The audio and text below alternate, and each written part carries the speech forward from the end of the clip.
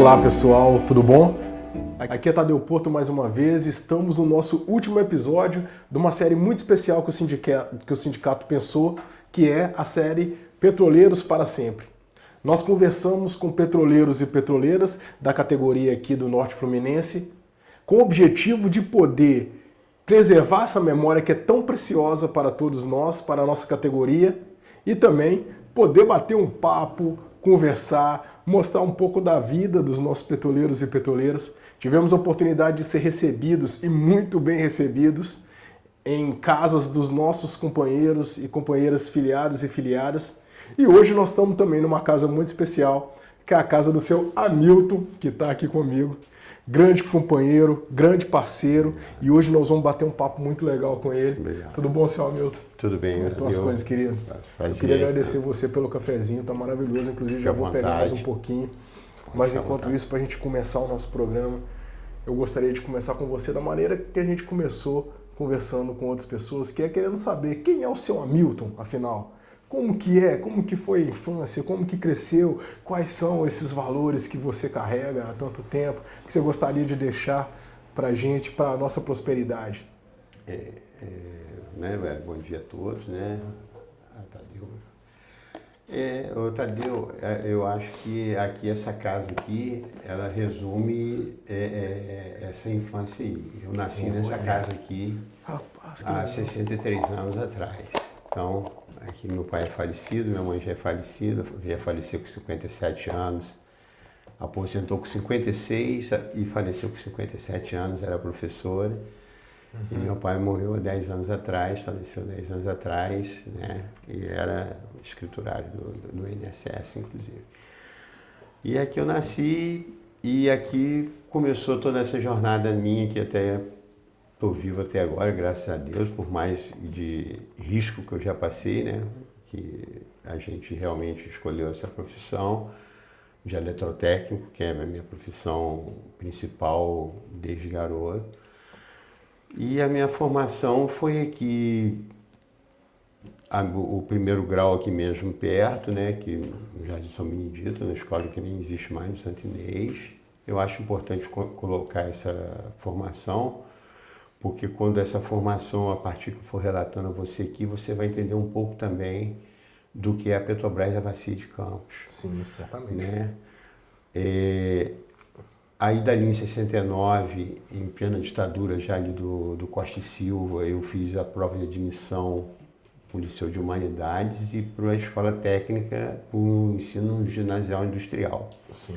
Que foi a última turma do Ensino Ginasial Industrial, que fazia parte daquele sistema tecnicista de instrução que foi bem difundido em cima da ditadura desenvolvimentista, né? Que tinha como ideia grandes obras, como a Ponte Rio-Niterói, como a Itaipu Nacional, como as refinarias que foram construídas, né? No início eram só para refinar petróleo mesmo que vinha do exterior, porque o Brasil tinha pouca produção, principalmente era na Bahia, né? Sim.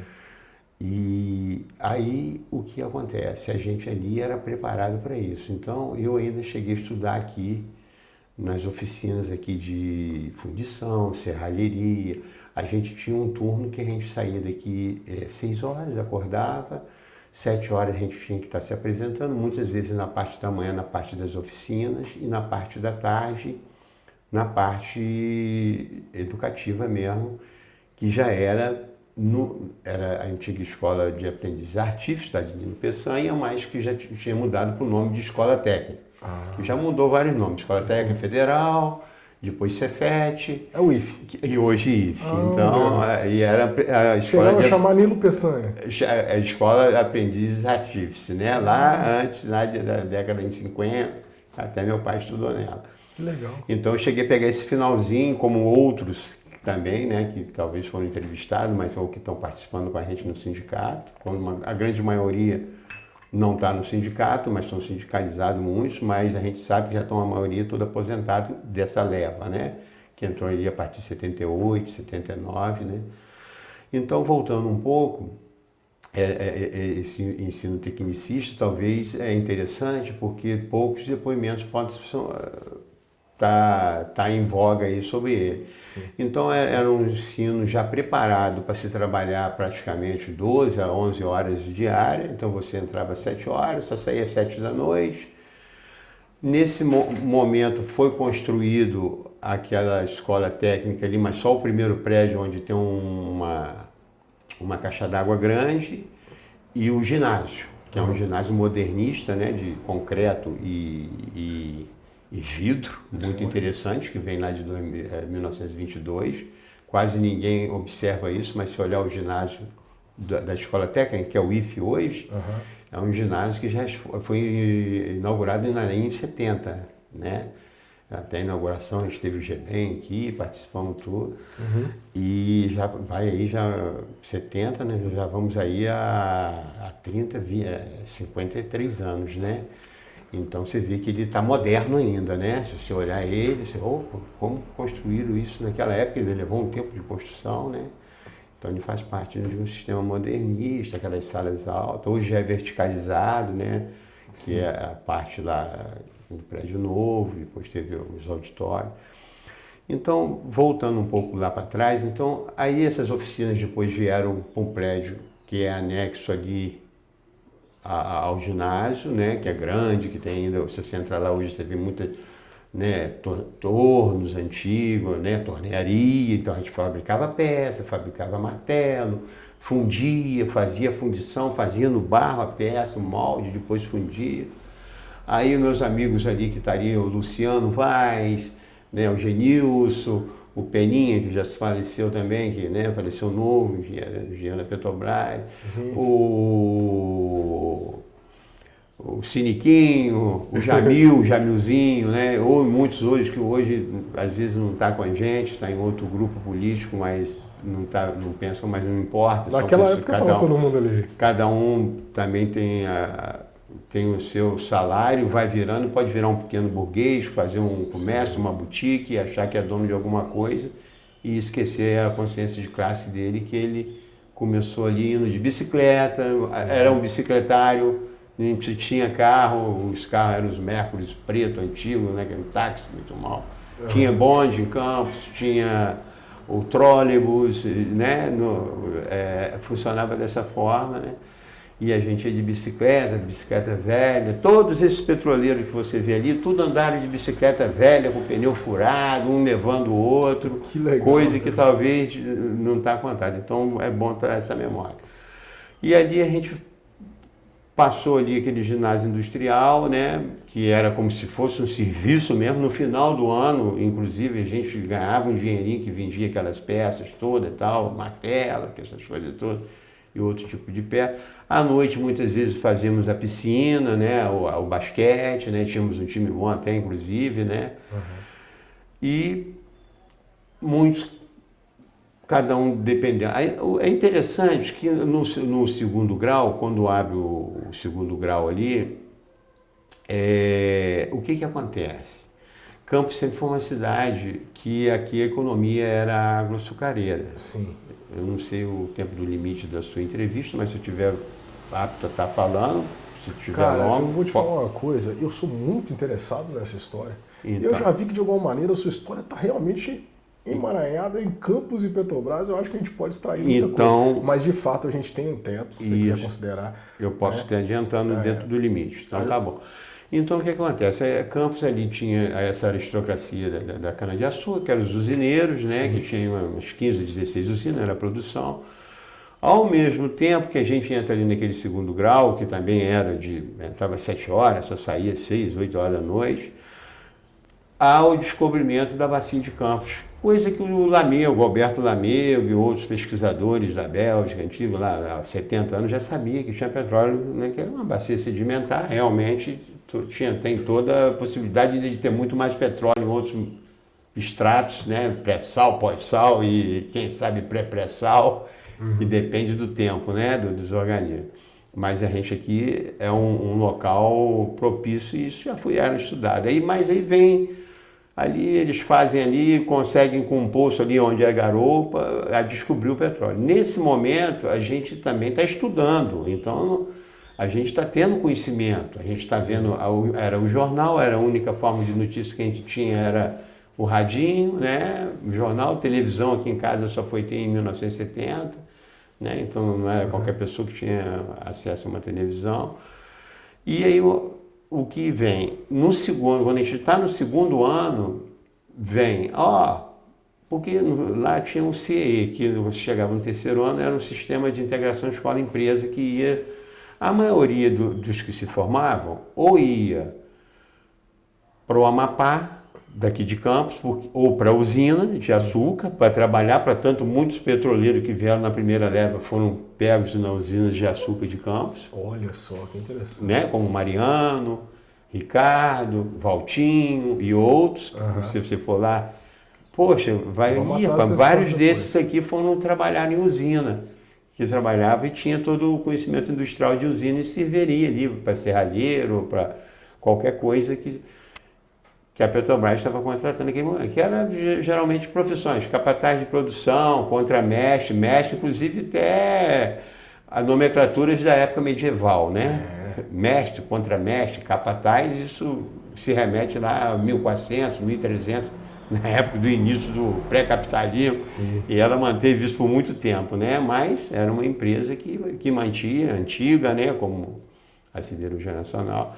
Moral da história, Siderúrgica Nacional, muitos se formavam e iam para a Siderúrgica Nacional, para Volta Redonda, outros iam para Ipatinga, Ouro Branco, né? A Uzi Minas, ou Amapá, né? Que era a produção de bauxita lá.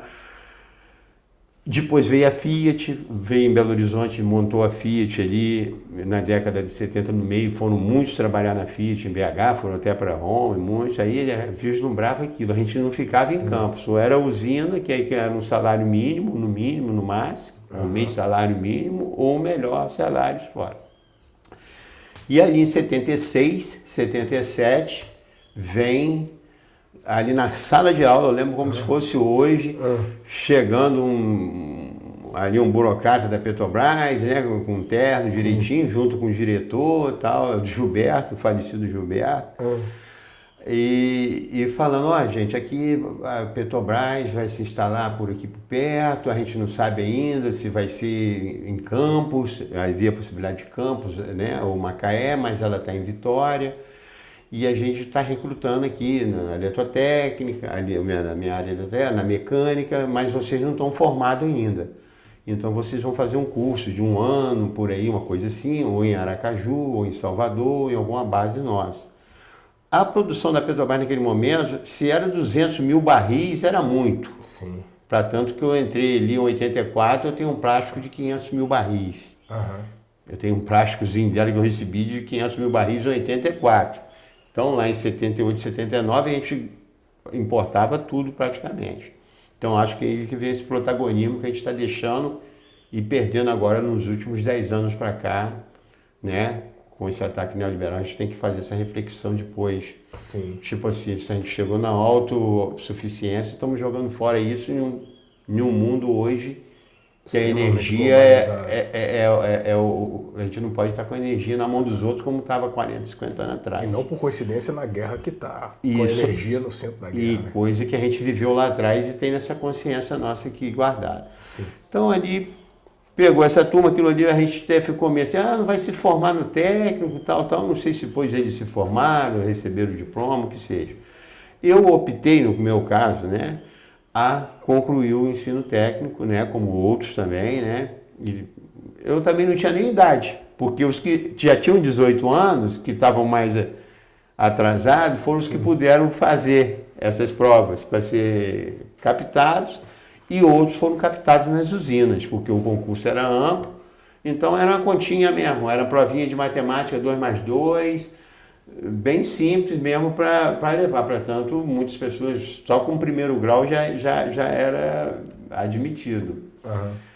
E aí a partir falei, eu vou formar o segundo grau, tal, depois que formou, aí a gente tinha aquelas opções, o Light, o Telerge, o Telemig, o Teleste, o Siderúrgica de Tubarão, o Ponte Rio-Niterói, né? Ou Itaipu, ou Furnas, que eram empresas estatais, que era daquela época do desenvolvimentismo mesmo, da ditadura militar, do desenvolvimentismo econômico, né? Do Celso Furtado, que muito fala, e que foi no Brasil, eu acho que foi o que deu mais bem-estar. O Brasil no pós-guerra lá de 45, ele foi na guerra, morreu um bocado de gente, mas não teve o bem-estar que teve a Europa e o Japão e outros países até que perderam a guerra, como a Alemanha. Sim. E o Brasil só foi ter um certo bem-estar entre aspas na época de ditadura, que era uma época de repressão, e que através das estatais, que tinham bons salários, tinha plano de saúde, tinha plano de previdência, como a Petros, que a gente tinha isso como também uma conta junto com o salário de benefícios que vinham e você, aumentava a ideia do salário. Sim. Então, a partir dali, eu fui para Sérgio, para aqui, para a divisa com o Espírito Santo, Santo Antônio de Pádua, que era Centrais Elétricas do Rio de Janeiro, né, antiga Celf, que hoje é a Enel, né. Depois ali eu fui para a Excelsior, Espírito Santo Centrais Elétricas, foi a primeira a ser privatizada lá pelo Mota, que faleceu cedo, inclusive, que era do governo Fernando Henrique, que era o privatizador, né, que privatizou a Vale do Rio Doce, isso já na década do final de 80, né? Aí, dali, eu fui para Furnas, para Passos, Furnas. De Furnas, fui para Marimbondo, usina hidrelétrica de Marimbondo, né? Ali me especializei em técnico especializado em subestação, de 500 kV. Sim. E dali fui para Itaipu Binacional, para a Eletrobras mesmo, para a parte da Eletrobras, para entrar na parte operacional mesmo. Daí tínhamos ali 1.500 pessoas, mas tínhamos lá trabalhando 60 mil pessoas que estavam construindo a barragem, já estava construindo e já estava montando já as três primeiras turbinas. E aí eu, tendo essas 3 primeiras turbinas, eu ajudei a participar delas, do comissionamento delas e da parte do comissionamento da subestação no lado paraguaio. Sim. Fizemos cursos em Assunção, fizemos 6 meses lá na época, e muito interessante, a gente ganhava ali bem, ali o salário era em dólar, né? É aí que eu até estava comentando com ela, que ela falou que a escolha, aí eu acho interessante contar a escolha, porque ali a gente ganhava talvez uns $1.500, ou que é a coisa que a gente pode fazer para hoje, né? Sei lá, uns 6, 7 mil reais para entrando. Aqui eu vim pagar, vamos supor, uns $600 em 84. Metade do que eu ganhava lá, mas lá eu com muito mais amplitude. Mas só que era um serviço também arriscado, perigoso, muito mais perigoso do que a Petrobras, inclusive. Mas eu estava longe de casa, era gente de Pelotas, era gente de Itajubá, de Santa Rita do Sapucaí, de Vitória, de Campos, Belo Horizonte, era do Brasil todo, de todas as escolas técnicas lá também, como a mesma coisa que a Petrobras fazia, lá também fazia. E ali em 84 eu recebi um telefonema da minha mãe, falecida mãe, Milton, estava tendo prova aqui, seu irmão entrou aqui para Capataz, tal, tá fluindo um monte, né? Aquela época do boom mesmo ali, que já estava produzindo, já chegando para 500, 600 mil barris. Aí vim, peguei um avião rápido, né? Foz do Iguaçu, fiz a prova. Aí nessa que eu estou aqui, eu tinha uma casinha aqui em Atafona Velha, quando eu estou ali, no outro dia, que chega lá, me chegam 15 pessoas, tudo funcionário da Itaipu mesmo, da Eletrobras, de Porto Alegre, de Pelotas, de Criciúma, de Curitiba, do Rio de Janeiro, sim, de Belo. Milton, soubemos que você saiu lá no meio expediente, pegou o avião, a gente veio também, que a gente quer vir para Petrobras, que nós não queremos ficar mais lá. Que isso? Amaralho aqui, tal, fizeram inscrição, tal, vieram para a prova, passou mais de 16 de vez. Aí a psicóloga lá da Itaipu juntou 3 psicólogos, chamou nós todo mundo, falou, para aí, nós gastamos um dinheirão com vocês danado para vocês, recolhemos, vocês vão lá, aí vocês têm certeza que vocês querem fazer isso aqui, vocês vão ter uma carreira, e realmente a carreira, hoje eles ganham 60, 70 mil, lá estão tudo aposentados. Plano BD deles não tem, porque devido a ser multinacional não pode ser privatizado, o plano BD deles é o único que está aberto até hoje, porque está sempre entrando gente. O da Itaipu, a gente vai na Anapá e presencia isso. Aí eu falo, que loucura, né? Ela até fez a pergunta, eu falei, mas aí o que vem essa decisão? Vem porque também você foi para mim. Minha mãe morreu 6 anos depois. Olha só, com 57 anos. A terra estava te chamando. Parece que estava me chamando, não era o salário que estava em jogo. Até que a empresa também não era uma empresa, era uma empresa que estava no auge também. Pois é. E aí, o que acontece? Quando eu saio de lá em julho. Em julho de 84, até de arrepiar. Quando eu saí de lá em julho, que aí tivemos que pagar o aviso prévio, tivemos que pagar tudo. E ainda ficamos com os fundos de garantia tudo preso, porque não liberaram nada. Tipo, os caras, ficaram chateados. E depois eles perderam mais gente. Nos outros concursos que foram havendo em 86, 87, um dia você pode ainda talvez encontrar nessas entrevistas depoimentos de pessoas de outros. Não, eu trabalhei na Itaipu, saí, mas eu era de Pelotas, ou eu era de Uruguaiana. Você vai encontrar. Então, outros também, porque é serviço de risco também, muito risco, inclusive. Como a Petrobras qualquer empresa que trabalha com... É por isso que a gente, às vezes, bota daquele... Será que a expectativa de vida é 85 anos mesmo? Então, é 85 anos de uma forma geral, que a gente faz de uma forma atuarial, mas a gente tem que ver... Eu até debato muito com o Felipe sobre isso. Não, mas você já parou para ver a vida do petroleiro lá de 50 anos atrás para cá? Qual é a idade média deles? Será que vai dar 85 ou é só 5% que chega lá em 85? Só que na hora de você fazer o equacionamento, você quer que o cara pague 85, que ele viva até 85.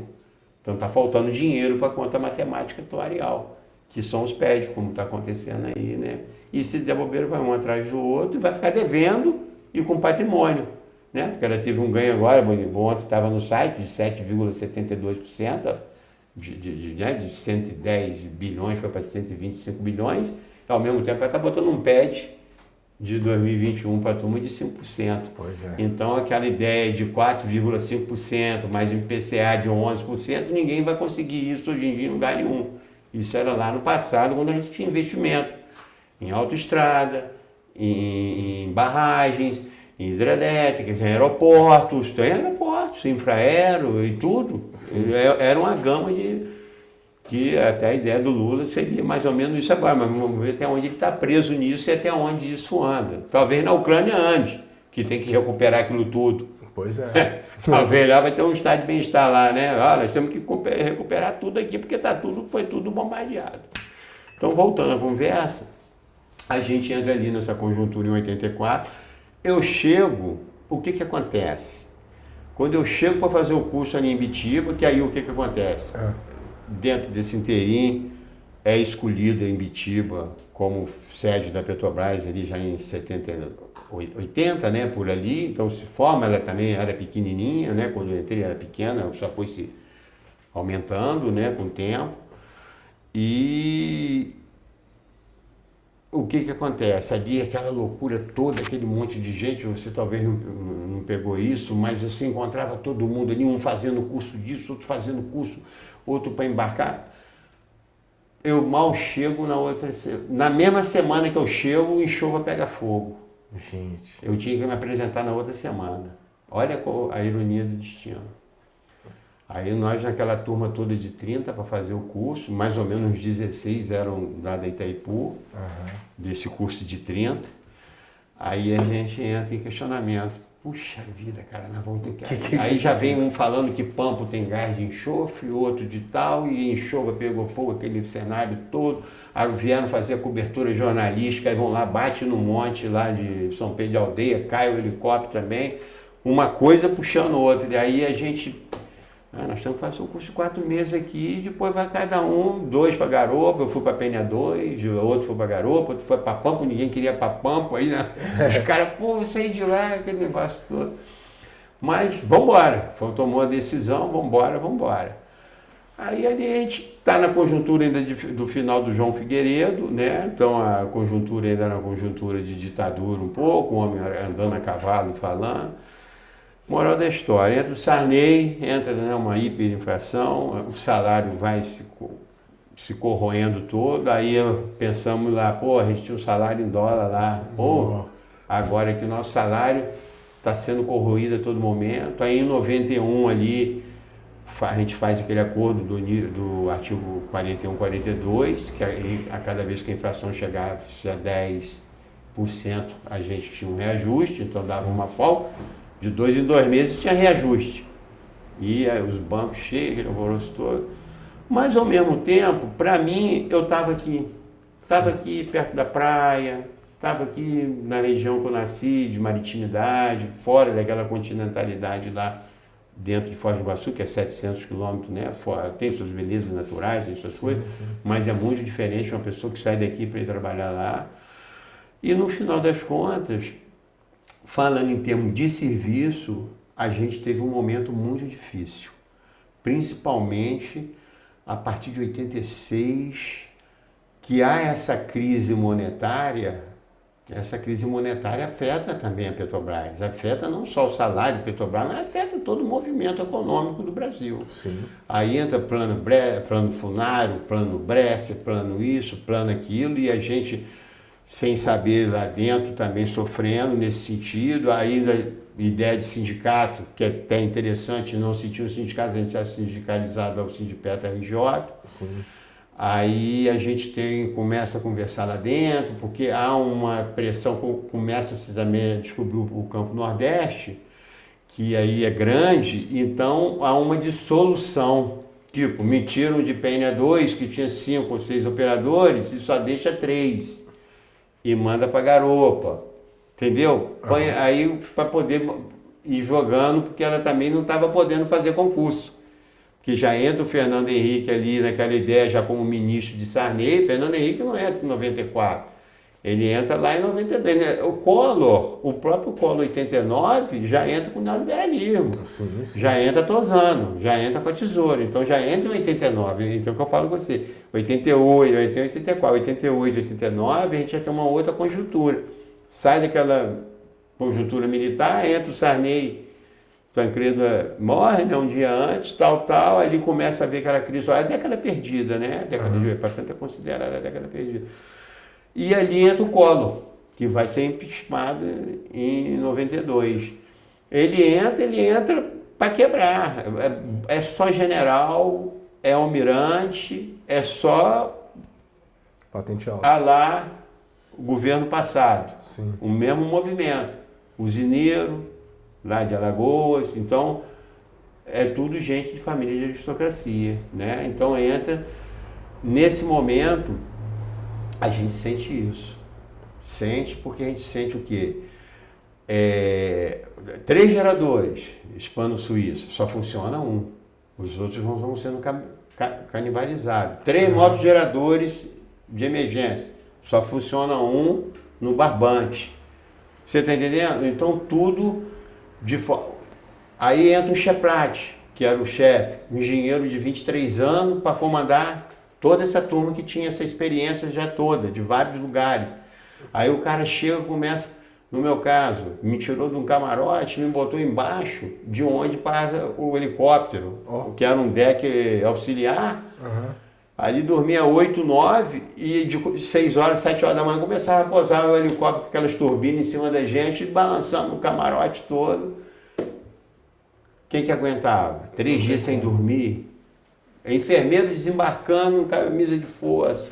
Então nós tivemos ali um momento ali de 89 a mais ou menos 96, que aí o Fernando Henrique acaba mesmo, de 70 mil funcionários, ele leva para 35 mil funcionários, a gente tem aí os gráficos, né, da turma do Takashi, você acompanha, né, depois que Lula vai aumentar esse gráfico, aí vem um pré-sal, vem tudo, e aí hoje nós temos essa baixa de novo, mas ao mesmo tempo a gente tem essa baixa também com a perda desses petroleiros todos que foram os pioneiros. Sim. Que eles agora estão tudo aposentados, independente. Eu posso um dos ser mais novos a ser aposentado, mas tem os mais velhos, tem o Viterbo, tem o Mariano, tem os, você está entendendo? Sim. Então perdeu toda essa conexão dessa turma toda e se perdem muito ali também, né? Perde ali no auxílio em acidentes, helicóptero, acidente lá dentro, com catamarã, boa ideia. Eu entrei indo de catamarã, eu saía daqui 10 horas, chegava em Macaé 11h30, ficava até 3 horas da manhã, que o catamarã saía 3 horas, 3h30, às vezes saía mais tarde por causa do mar, e ia assim com o mar balançando mesmo, 3 horas e meia de viagem, chegava lá, cestinha para um lado e para o outro, vai, não vai, já chegando para a turma estar descendo e para a gente já entrar no lugar deles para trabalhar. Olha a situação, 14 por 14. Aí depois que a gente vai ter aquela luta lá de 14 por 21 para tentar compensar. Hoje já tem outras compensações, como o dia de embarque, outras coisas que a gente não tinha isso, perdia mesmo os 2 dias. Então era precário, mas era luta, tinha condições. Realmente, se você olhasse o mercado, é a Petrobras, e é hoje essa Petrobras que as pessoas... Se chegar aí para alguém falar aí, não, vocês ganham um salário ótimo, não ganha, porque nós sabemos que metade da Petro nosso fica retida em 2 equacionamentos, na MS que triplicou, no final só vem a metade. Pois é. Né? Se a esposa morrer, é só metade, é 50%, né? Se morrer o beneficiário, né? O titular. Então, aí fica mais ou menos a minha pequena história dentro da Petrobras, porque eu não tive mais, o que eu falo, falei para ela, o Luciano Vaz é um cara que não pode perder o depoimento dele, né? Eu estou dando até tipo uma bola de neve para vocês aqui. O Luciano Vaz, o Viterbo não pode perder o depoimento dele. O Mariano não pode perder o ativo, chegou lá ontem, puxando devagarzinho, mas sentou lá na frente. Então tem o Claudino que faleceu, não pode, né? Então são vários depoimentos que a partir de agora pode estar se perdendo também. Então a gente tem que estar, é importante essa pesquisa sua, porque no caso aqui eu dei um insight mais ou menos dessa formação aqui em Campos. Porque se você chegar ali no sindicato, você vê o Samuel de Maceió, você vê outro que é de Aracaju, você vê o Viterbo que é do Rio, mas tem conexão com a Bahia. Você que é o mineiro, o Teseu, que é do Ceará. E você vê que e realmente são essas pessoas até que participam mais do que os próprios campistas. Eu participo porque eu tenho o meu conhecimento de outros lugares, sim, da Excelsior, da Itaipu, de Furnas, que eu aprendi lá. Mas se eu for olhar para dentro ali do sindicato, eu vou ver que a maioria de campos, se eu for olhar pelo volume de campos, está tudo em casa ou virou pequeno burguês. Não tem a consciência de classe. É por isso que a gente, de 7 anos para cá, nós estamos nessa luta. A partir daquela ida lá de Brasília, né, que a gente foi lá no congresso da ANAPAR, sim. Mas aquele congresso foi articulado de ser ele mesmo, porque ia ter aquela grande marcha lá e que no final o macacão ficou por lá. O macacão ficou porque a bomba faz efeito mesmo, tomba na hora. E ali a gente estava em cima do viaduto, logo no primeira turma, porque a gente estava pensando que o Chicão soltou a gente. Pô, Chicão danado, soltou a gente, é agora. Estava ali naquele hotel, é agora. A gente já viu um negócio grande, mas o agora não era o macacão nosso, era da Força, de Paulinho, que é igual, é a mesma cor. Sim, é laranja. Aí Maurílio, o macacão ali é laranja, mas é da Força, né? Mas não, nós estamos aqui, a gente aposentar, esse pensionista está tudo aqui. Se a gente filtrar, a gente até joga paulada na gente, porque não é nem se eu não me engano, aí vão ficar meio de lado aqui, mas está caminhando, soltando fogo, caminhão da frente, e nós fomos naquela hora. Nessa que está em cima daquele primeiro viaduto ali, aí sai mais ou menos 70 homens, tudo de branco, calça preta, tudo pintado de preto, cheio de pau na mão, joga aquele monte de pau em cima dos policiais que estão lá do outro lado. Aí os policiais pegam e partem em cima do primeiro caminhão e em cima da gente. Aí eu falei, Maurício, se pular daqui não pode apavorar, a gente vai morrer lá embaixo, que é alto.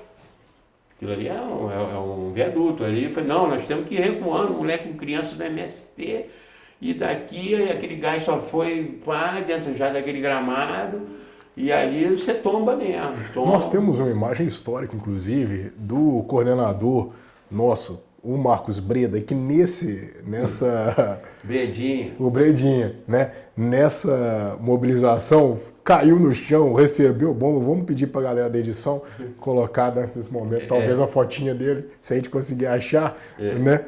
Porque ele foi um marco interessante, porque ele estava no Congresso da ANAPAR nacional, como isso que vai ter em São Paulo agora, depois da pandemia. Sim. Que São Paulo...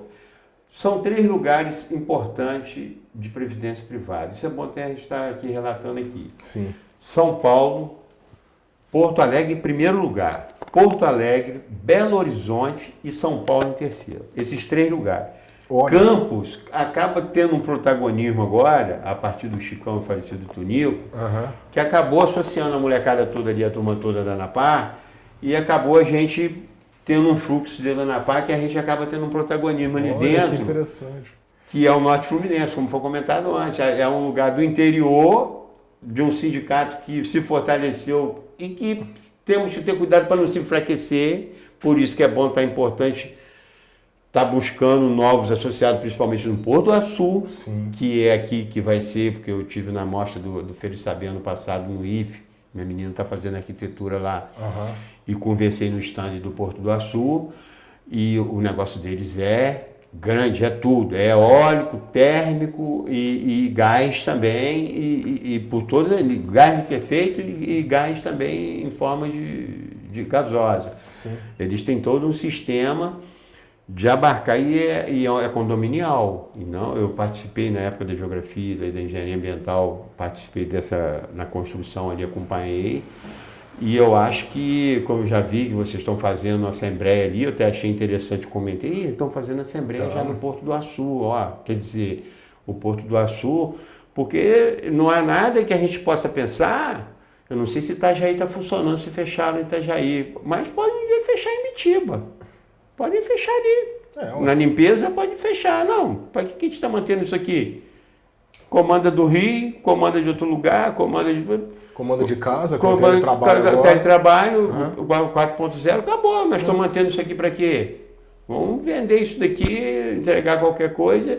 E o Porto do Açu é o cara aqui do movimento que tem um heliporto de Farol, que eu acho que lá também eles já estão fazendo heliporto, o Açu. Um colega meu estava até trabalhando lá, no heliporto, grandão.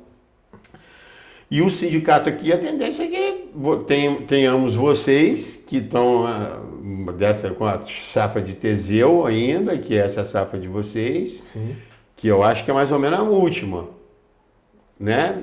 Não tem... De Petrobras, você fala? De Petrobras tem o quê? Meia dúzia de gato pingado aí, que houve aí, mas só mais as cargos mais de chefia, para cargo de técnico, operador...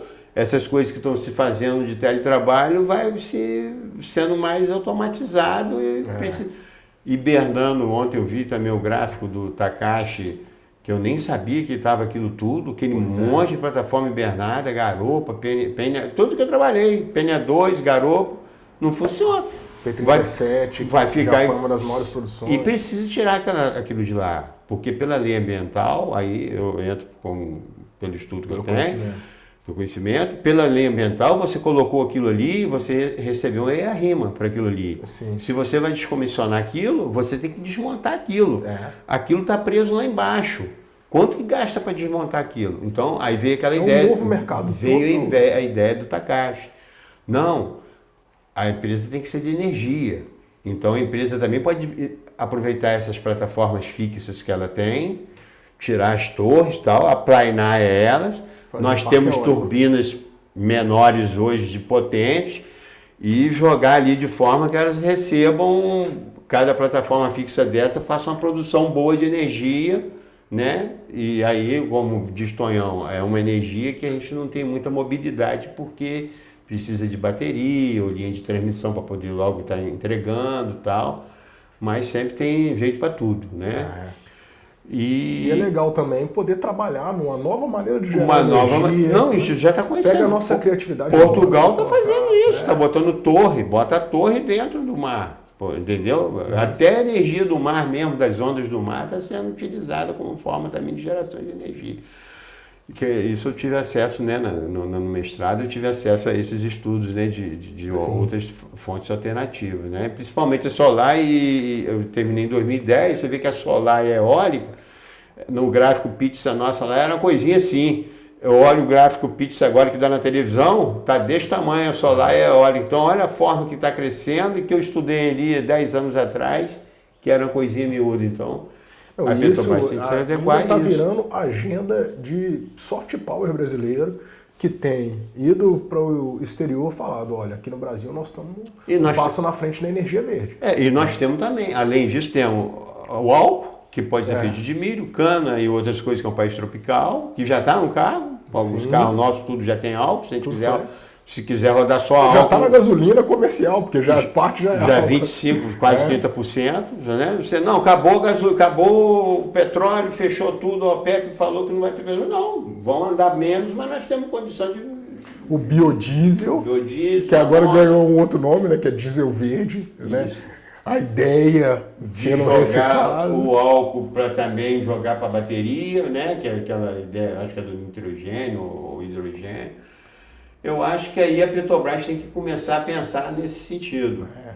Porque eu praticamente, né, olhando conjuntura, eu não acho que nós vamos ter, porque nós tivemos 70 mil funcionários, depois o Henrique, o Collor conseguiram jogar para 30. Depois o Lula vai lá e consegue com pressão jogar praticamente 80 mil, praticamente. O Temer e o Bolsonaro conseguem jogar agora para 30, quase 40. Eu acho que o Lula, não, por mais que o projeto dele não teria que ser de 4 anos, teria que ser de 8 anos. E para ser de 8 anos, nós vamos enfrentar dificuldades, principalmente, ontem já apareceu lá o filho, o número 1 lá, o 01 lá, já arrumando confusão. Eles têm, como eu falei para você lá no Rio, eu falei para outro, o Teseu, ano que vem nós temos eleição municipal. Não acabou. O bolsonarismo não vai acabar, acabou amanhã. O nazismo não acabou, vai acabar amanhã. Pelo contrário, está aí em voga hoje. As escolas tudo preocupadas, porque é aniversário de alguma coisa lá ligada ao nazismo, que é o neonazismo. E o trumpismo não acabou. O extremismo lá na França, na Áustria, não acabou. Entendeu? E não vai acabar no Brasil com um piscar de óleo. Então, nós estamos num momento delicado de que o protagonismo nosso de reconstruir, né? Reconstruir, eu acho que essa camisa bate bem abril de 22. Aqui a gente já tinha uma ideia que está no lema, né? Construir e reconstruir o Brasil. Abrasileirar. Abrasileirar o quê? Nós temos que ter um mínimo na área de telecomunicações, na área de produção de energia, como eu falei, própria Itaipu Nacional, que não pode ser privatizada, então isso já é um grande ganho para a gente, porque ela é de 2 países, então, quer queira, quer não, a gente tem por essa proteção. As linhas de transmissões, que foram o que fizeram lá em janeiro? Tombaram 400 linhas de transmissões.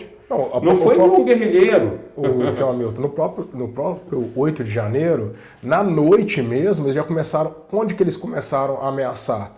Refinaria. Sim, começou. Tanto é que o David, coordenador da FUP, chama uma reunião de urgência, chega pra gente e fala, ó, tem um recado do presidente, a gente tem que proteger as refinarias.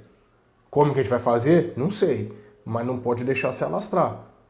E sindicatos nossos começam a bolar plano, muitos vão para a porta da refinaria para não deixar. Lá no Paraná tem vídeo e tudo deles fazendo enfrentamento. Lá, porque lá tem lá é bem conservador. É conservador e lá é imigração ucraniana, russa, eu morei lá, eu sei. Polaca, eu morei no Paraná, Santa Catarina. Você trouxe raízes mais profundas ainda do que eu tinha pensado. Lá é tudo... O alimento principal é carne de porco, entendeu? Italiano, sabemos que Minas também tem muito italiano, né? Mas lá é ucraniano, russo, eles têm uma sobrepotência mesmo, né? Achando... Mas, seu Hamilton, olha só, eu precisava... Agora, nesse momento, eu vou deixar para você focar mais, senão abro demais. Não, abriu demais de fato, mas muito bem, eu fico impressionado como você vai e volta sobre uma linha de raciocínio muito bem definida, né? O negócio é que, poxa, eu fiquei curioso de explorar muito mais coisas, porque geralmente quem consegue... Foca mais que aí a gente vai num rol melhor. Porque se deixar meio solto, a tendência minha ir lá e trazer para a Mas atualidade. não é solto, né? Que engraçado, porque de fato você conseguiu criar uma costura geográfica, talvez pelas aulas com o Newton Santos, ou seja, trazendo campos, faz parte do método. E o Paraná com o seu indivíduo, com a empresa, e aí eu fiquei bem curioso mesmo, eu estou querendo extrair mais coisas, na verdade. Um ponto de vista, inclusive, que eu gostaria de perguntar para você, mais filosófico mesmo. Filosófico. Do como foi ser um campista, né, trabalhando na Petrobras. Você trouxe para a gente a questão de como que o Sindipetro emerge na força dos aposentados, pareando com Porto Alegre, né, Rio Grande do Sul, Minas Gerais e São Paulo. Como foi ser, de alguma maneira, num ponto na vida, chamado por essa terra, mesmo tendo um emprego muito bom lá no sul, chamado para cá e tá lá. E porque o campus Macaé, o Norte Fluminense, tem uma construção muito forte dentro da Petrobras e a cultura da cidade, de alguma maneira, permeia um dos principais pilares da Petrobras e eu não consigo entender como, porque eu sou mineiro, na verdade. E agora eu estou vendo você, por exemplo, com esse tanto de conhecimento, talvez possa me ajudar. Eu posso ajudar você. Não tenho dúvida. Para me te ajudar, é o que eu vou falar para você. O método, ele é simples, são 3 pilares. Sim. É uma síntese de múltiplas determinações. Sim. É a história, é o macro e o micro e é a totalidade. Certo. Esse é um método, mas é uma história dialético criado lá na Grécia Antiga, que veio se espalhando ali na Revolução Científica e na evolução do iluminismo. Não foi só com Marx, foi com Durkheim, Saint-Simon, Comte, outros, Adam Smith, Livre Mercado, e por aí vai. E Gramsci, Lenin, outros que vieram, Fernando Henrique, e por aí vai, José Paulo Neto, Milton Santos, sabe, outros que estão agora, Pedro Antunes, né, com Adeus Trabalho, um livro está moderno até hoje, né?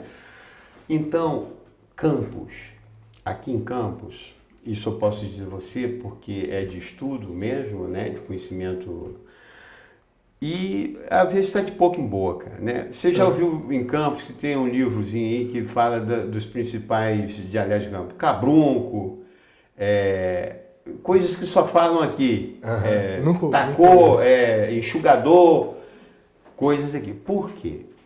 Campos, na época do Império, da colônia, Campos é vou sintetizar, Campos é uma cidade provinciana. Sim. Campos, Macaé pertencia a Campos, a província de Campos, né? Macaé, Campos, Itapiruna, para você ver que Campos vai até o Espírito Santo. Olha. Cardoso Moreira, Italva, tudo isso foi emancipado tem 20 anos atrás. O município, 20 anos só? Italva, Cardoso Moreira. Olha só. Campos ia até Cabo Frio. Era a fidalguia de Cabo Frio e depois é de Campos, praticamente. E o Rio de Janeiro com o Império, sede do Império, né? No Rio. E Campos era longe. Então, o que acontece? É um pouquinho de história. A ideia provinciana de Campos está ligada à própria produção açucareira. Sim. A própria produção da mão escrava, né, que vinha pelos portos daqui mesmo, de Manguinhos, que é aqui de antigo São João da Barra, São Francisco, né, ou São João da Barra. Então Campos não tinha ligação direta com o Rio de Janeiro, por mais que fosse 300 quilômetros. Era só pelo caminho de Macaé e Cabo Frio, pela beirada da praia, pelos tropeiros.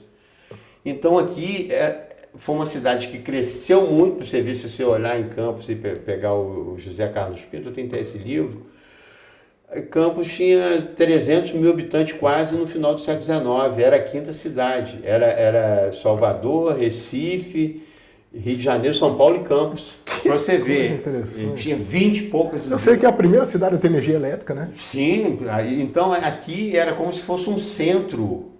Não queriam saber que existia o outro Brasil, existia o rei, o rei vai vir aí, vai vir no solar de não sei quem, o rei vai vir aí, vai vir no solar de não sei quem. Então tem esse arregamento provincial até hoje. nas famílias, o sobrenome, sobrenome X, está na pobreza danada, está passando fome, não está pagando luz, não tá, mas é um sobrenome tal, não vou dizer quais. Tá entendendo? Para não, né? Nós chamamos de entrevista.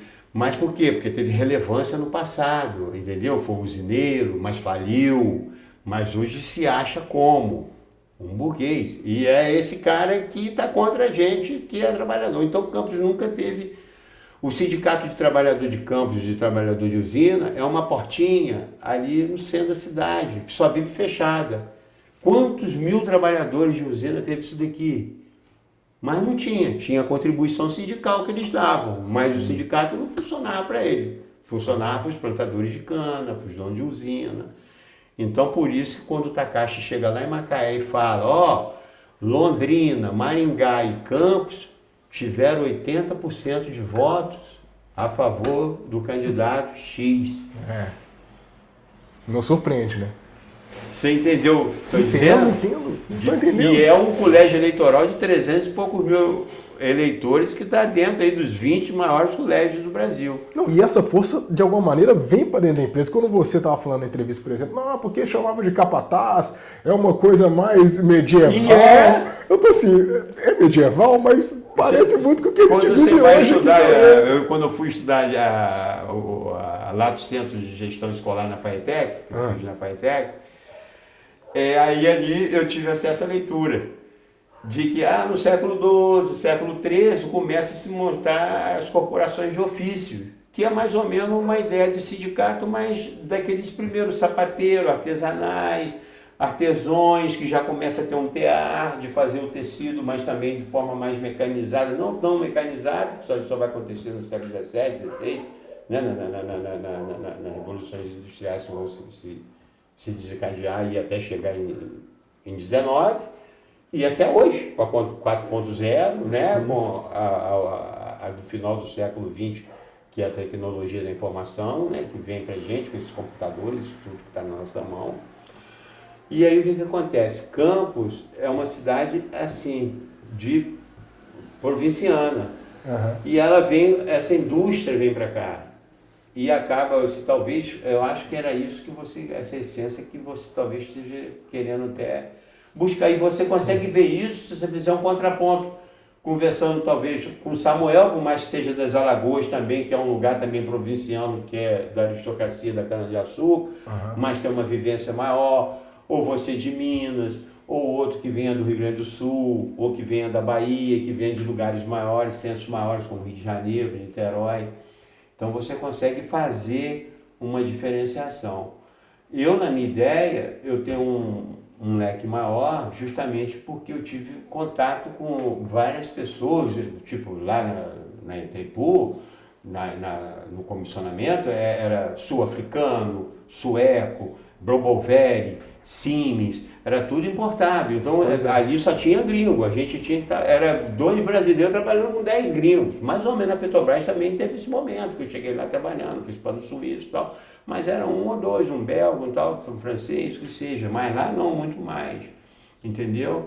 Então você acaba também se aculturando. Mas a gente sentia que lá a gente de Campos era provinciano. Lá mesmo, lá no Paraná. Era só interessante. Ou lá em Vitória também, a gente era. Sentia como assim? Sentia porque a gente reunia o nosso grupo só às vezes, só de campistas, só disso. Né?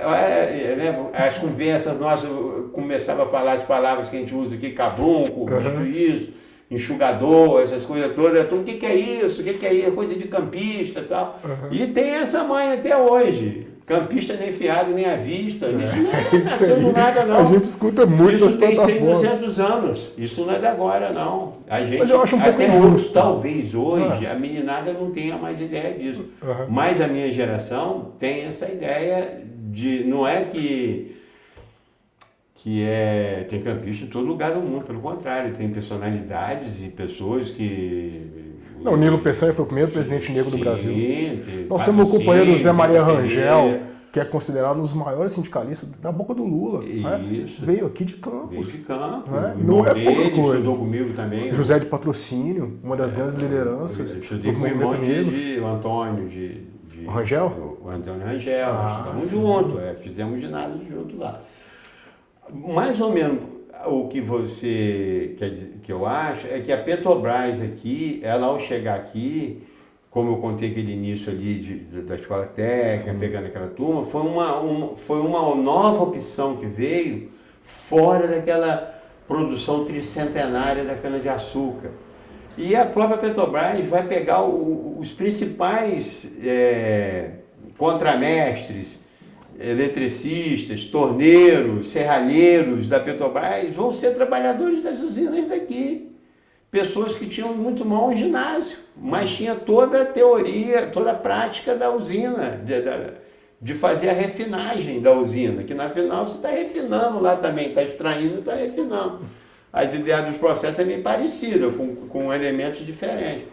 Então você vai ter essa cultura também desse pessoal que vem do interior, que vem de Baixa Grande, que vem da usina Santa Cruz, que vem do interior daqui de Campos ainda. Fora os que vêm daqui, que vão fazer cursos em outro lugar e acaba juntando um com o outro. E Macaé também, quer queira, quer não, mesmo sendo uma cidade que tem mar, tem uma praia menor, mas ela nunca foi considerada como de Rio das Ostras para cima. Rio das Ostras, Arraial, Cabo Frio, Saquarema, ela sempre foi mais para Carapebus, Quissamã, que também pertencia a Macaé e foi emancipada há mais ou menos 20 anos, lá eram usinas de açúcar, que você chega lá e estão abandonadas.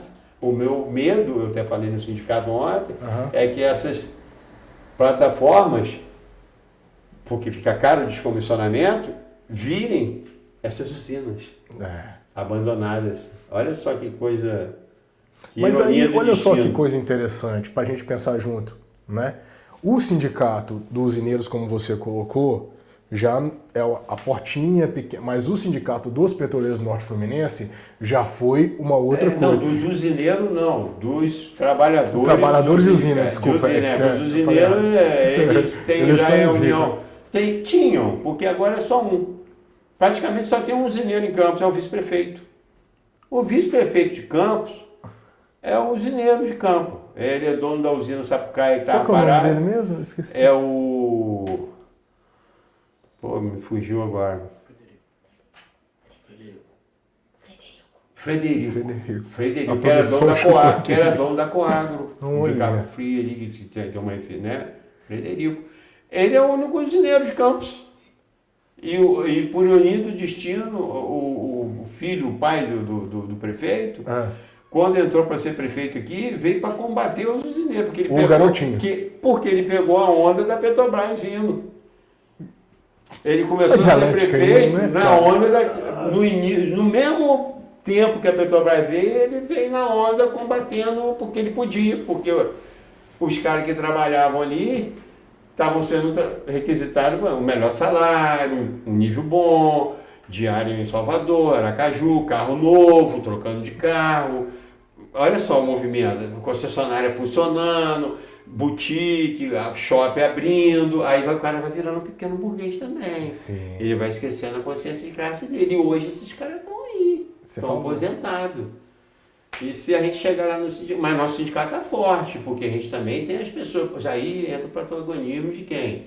Do lado de Maceió, de Minas Gerais, do Ceará, do Paraná, e que nós não podemos perder e que até se arraizar em Campos. Então a gente não pode perder isso. E no futuro, eu acho que o futuro, para nós agora, nós estávamos de 2016 até agora, a gente só trabalhou... Só apoiou. Fora, polícia, trancaço, tal... Né, camburão pago, intimidando com um pedaço de pau, né, e querendo jogar gás e pá. E agora? Agora nós temos que fazer isso que está na camisa aqui, que está lá de abril de 2022. Então, na verdade, abril de 2022, a eleição foi em outubro, setembro, outubro, né? Então já estava escrito aqui e o candidato falou, eleito. Nós temos que abrasileirar. E ainda escreveu no slogan dele, não tirou o Pátria Amada, que a cada eleição, cada governante tem, né, uma ponte para o futuro e por aí vai, Pátria Amada Brasil, ele foi lá botar, construir e reconstruir. Então você vê que é a Van Premier, né? A Van Premier é aquele congresso ao vivo que a gente foi feito em abril, porque estávamos na pandemia. Então acho que essa volta da pandemia, a gente também não pode deixar de lado a pandemia, porque a pandemia desmobiliza, ela deixa tudo, foi por isso que jogaram PED em cima da gente, triplicaram a AMS em cima da gente, fizeram tudo em cima da pandemia, porque não tinha como a gente ir lá fazer a trancagem, ou fazer como aquela abraçada lá, esses dias lá no Rio de Janeiro. Fomos lá em 40, abraçou, tava de macacão tudo, um ou outro camisinha tal, pá, tirou o retrato, parece que tem 100. Acabou, o cara no outro dia já estava tirando o time, acabou, tchau, benção. Então vai ser por aí daqui para frente. Tem que usar também os meios dessa forma. Não há necessidade, às vezes, de levar 300 pessoas, né? Vai 50, 100 no máximo e faz, e ali utiliza toda a mídia para poder dizer que existe essa Foi a estratégia que nós desenhamos para a greve de 2020, né? Então, que nós 5 entramos lá no Edise, eu, o David, a Cibele, o Mãozinha e o Silva, justamente o que a gente pensou? Bom, a gente pode gerar material para outras pessoas consumirem, daqui somos poucos. Eu lembro do Zé Maria conversando, falando, olha, companheiro, a gente geralmente faz ocupação com 60, 70 pessoas. Eu falo, nós vamos tentar fazer de um jeito diferente agora, porque nosso corpo de carbono é de um jeito. Agora, o nosso corpo virtual, lá nos silícios, de cada celular, ele consegue viajar com a velocidade da luz, muito mais rápido. Então, nós vamos pesar ali. E nós estamos vivendo essa maneira híbrida do trabalhador se rebelar, resistir às coisas mesmo. Não só na porta, mas também no que eles chamam de redes, né? E é que nosso sindicato conseguiu ter força para isso justamente por dar força da categoria. Que é a estrutura de comunicação que a gente encontrou, a habilidade dos trabalhadores de comunicação de dentro do sindicato para ter a visão do que estava acontecendo e nos passar e trabalhar junto com a gente.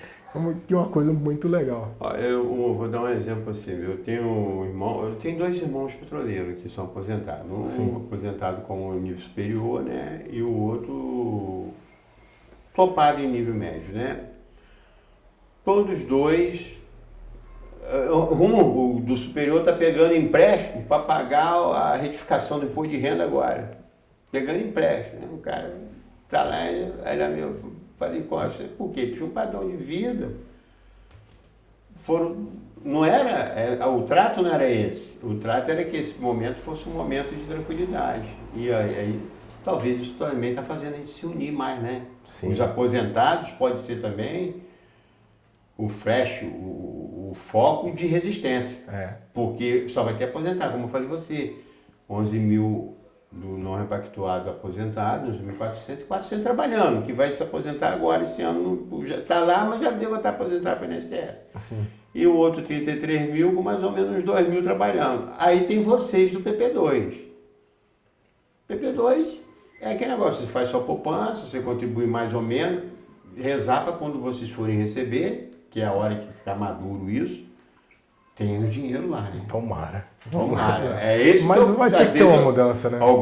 É isso aí, alguma coisa tem que ter uma auditoria, está sempre de boa administração. Sim. Podemos aproveitar agora que estamos para fazer uma boa administração e botar os pingos nos is, ver as caixas pretas, os esqueletos, como diz Tonhão, né? O esqueleto que está em armário e tal. Ou se não, esse aqui nós temos que extinguir esse plano. Esse BD não pode ficar, está 23 anos fechado, nós já estamos quase com o tempo de contribuição dele. Porque qual é a ideia? O cara entra com 20 anos, é contra simples. Você entra com 20 anos na companhia, contribui com 30, mais ou menos, ou entra com 25, 35, e depois aposenta com 85, que é a conta atuarial. O cara já fez isso. Já entrou, já fez os 30 anos dele, agora ele está recebendo, mas está tendo que pagar como se estivesse pagando de novo e mais do que pagava antes. E achando que ele vai viver até 85. Então Então já fechou 22 anos e está caminhando, entra 23, entra 24, entra 25.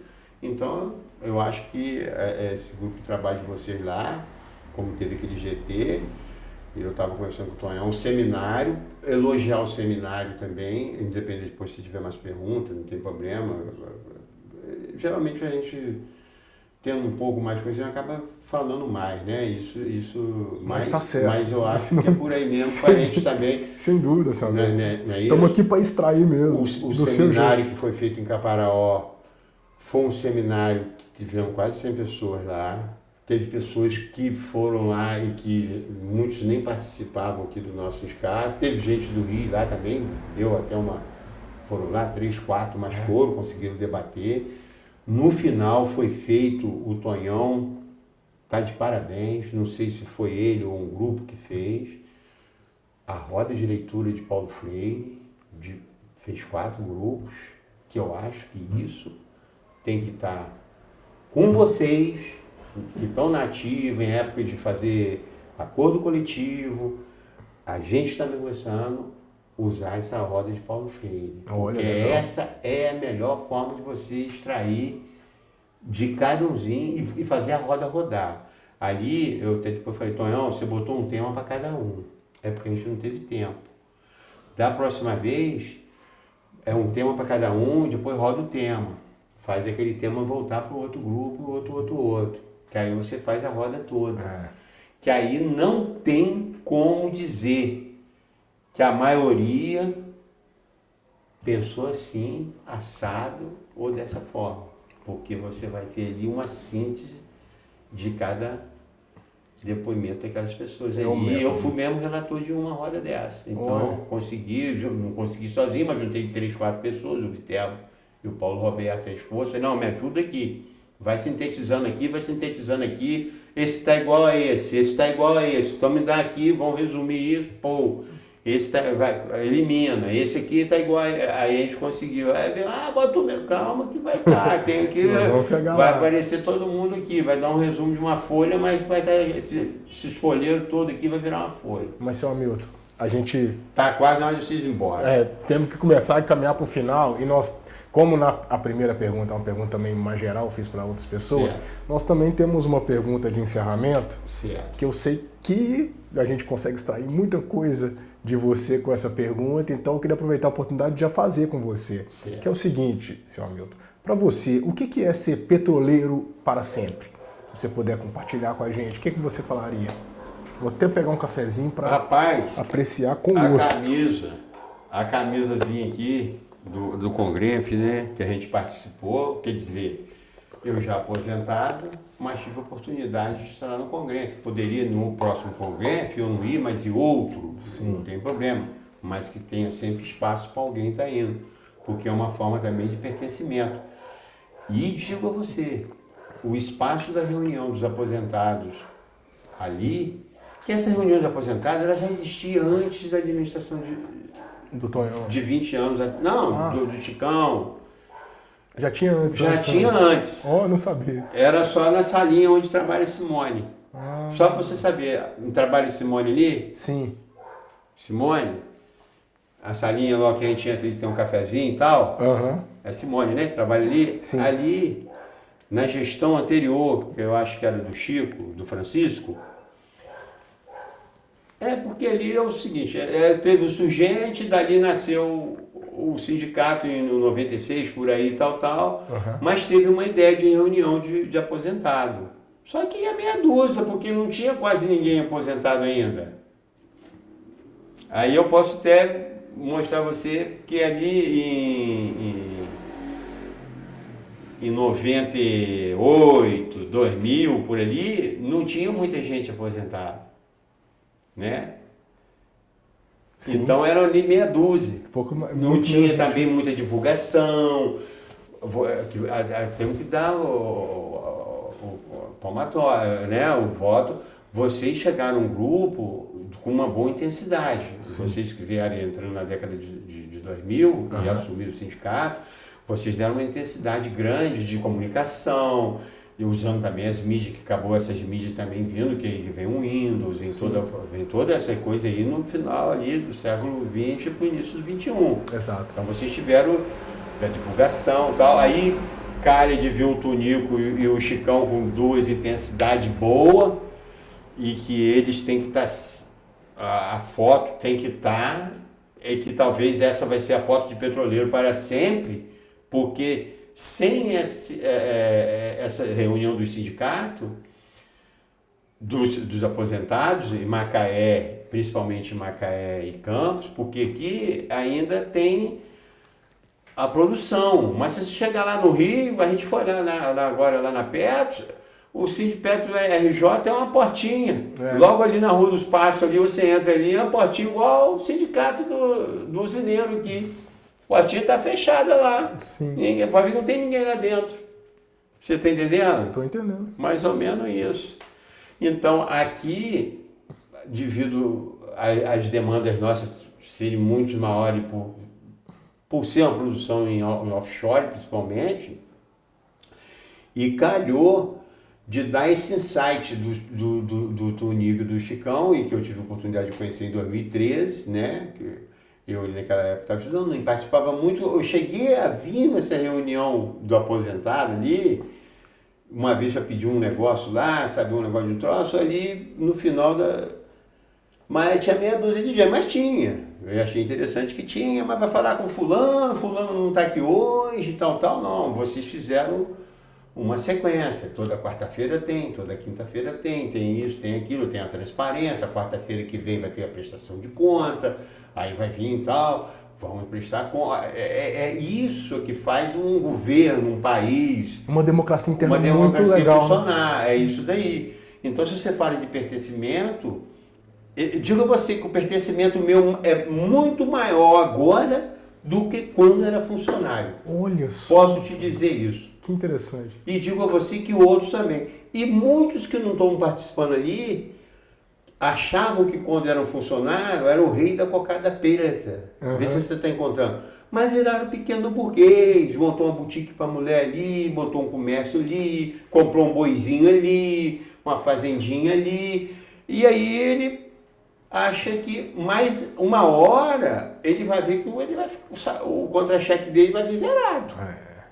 Aí ele vai lá e já está acontecendo. Já está tendo reunião desde dezembro do ano passado. Ivan, o que esse monte de gente aqui tem 100? O nosso grupinho era só de 20 e pouco. Aí eu falei, temos que ter cuidado de não ter duas. Estou abrindo até conversa aqui de não ter mais uma chapa aí, não dá cora, a gente demole e aí desmobilizar, porque a ideia é desmobilizar. Uma coisa é certa, nós não podemos perder esse foco. Eu falei com você no final lá do ano em Macaé, falei, os cabeças, as pessoas que estão trabalhando ainda estão com juventude, estão com essa força, que faz a gente ter força, que aí vem essa ideia de petroleiro para sempre, como você falou, que está aqui nessa camisa aqui, e que eu acho também o macacãozinho é interessante, que mostra também que impacta e muita gente quer, vê um desse para mim, a gente vê até político pedindo isso, lá em Brasília, eu vi político pedindo, Braulio, cadê o meu? É o pessoal da ANAPAR, que vai, nessa também vai mostrando também, porque aí a gente entra naquilo. Refinaria, vamos atacar, quem? General, ontem foi o GSI saiu ontem. A foto do cara dando água para a turma, tal. Entrou como de confiança. Mas não era. Quer dizer, olha a transição, a dificuldade de uma transição que vai acontecer dentro da companhia também. Sim. Que está lá dentro, está cheio.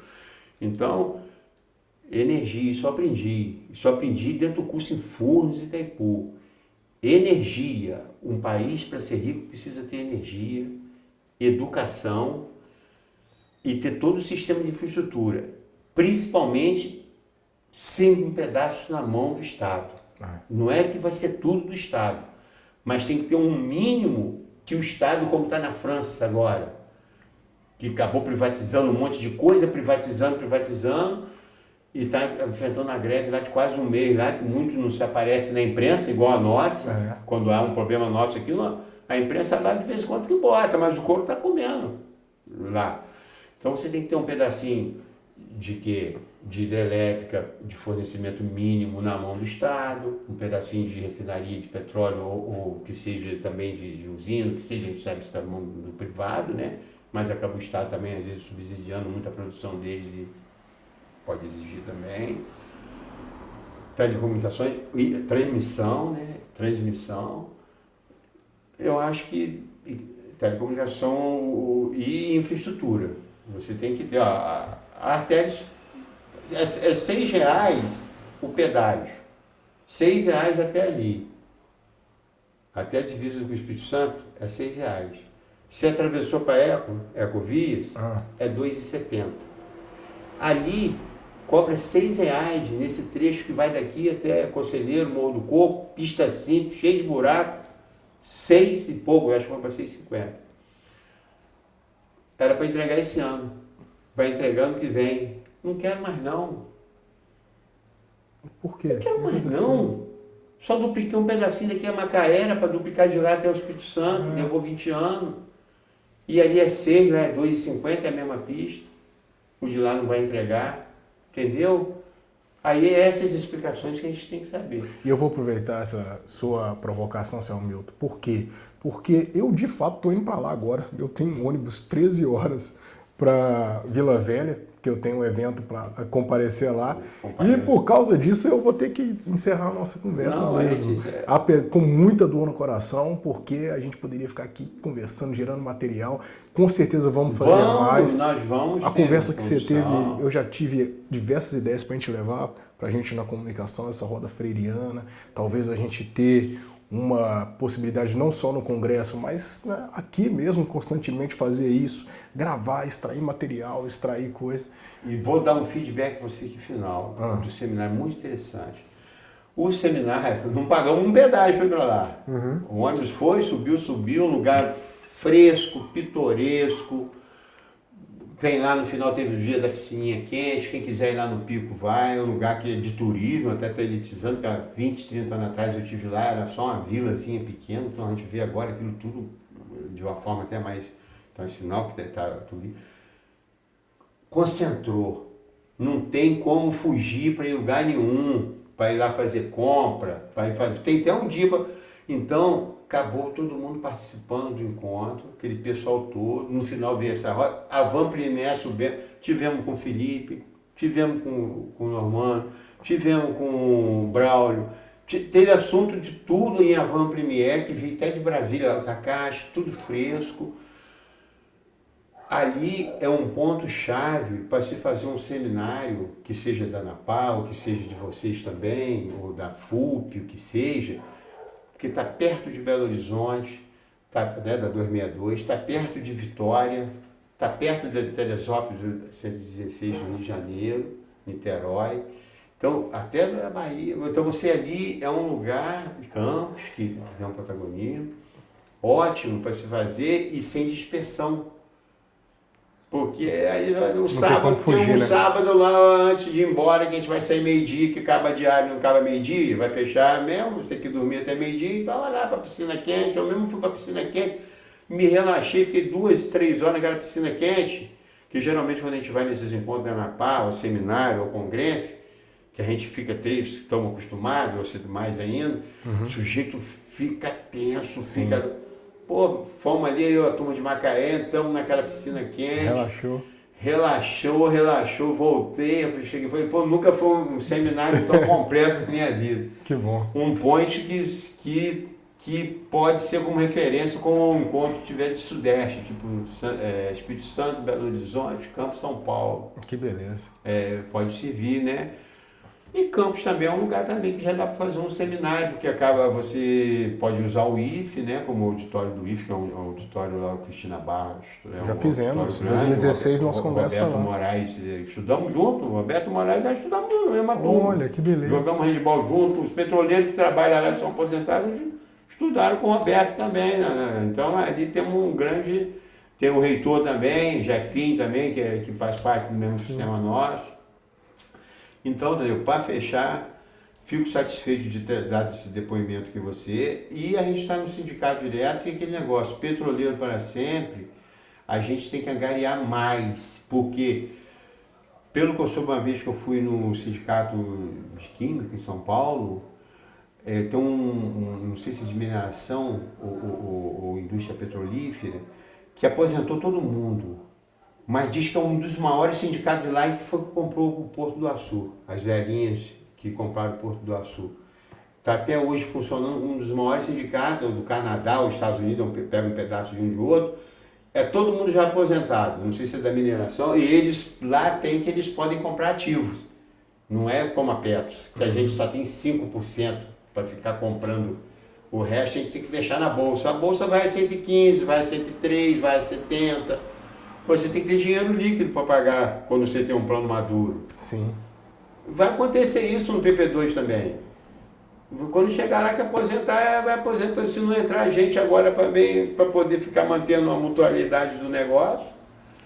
Então, eu estou falando nesse sentido que eu tenho que ampliar um pouco para a parte também dessa da Petros, né? Tranquilo, senhor. Não poderia ter deixado. Muito obrigado, a gente agradece. Tem que ir embora. Vai de ônibus ou vai de carro? Vou de ônibus, Águia Branca. O ônibus é da Águia Branca, é 13 horas mesmo. 13 horas, já estou indo lá. Na minha época tinha 2 horários. Hoje, com o Pôr do Açu, tem quase meia dúzia de horários. Tudo executivo, que é o pessoal de Vitória e do Tubarão que vem para cá. Que tem que é o carvão que vai para lá, o minério de ferro roda agora, quer dizer, essa interatividade também com Ouro Preto, né, com Mariana. Essa conexão forte dessa região daqui, né? Então, pessoal, nós terminamos aqui a entrevista com o seu Hamilton. Né? Queria agradecer muito os companheiros e companheiras que filmaram aqui nossa última entrevista, companheiro Jefferson que está aí na produção, companheiro Luciana, trabalhadores árduos que fez com que fosse possível a gente ter esse material, extraindo essa memória tão importante. Certamente, se tudo der certo, voltamos com mais temporadas, voltaremos com mais conversas, de maneiras cada vez mais ligadas com as propostas da categoria. No mais, fica todo mundo com Deus, tamo junto, um abração do Sindipet NF e da equipe de comunicação.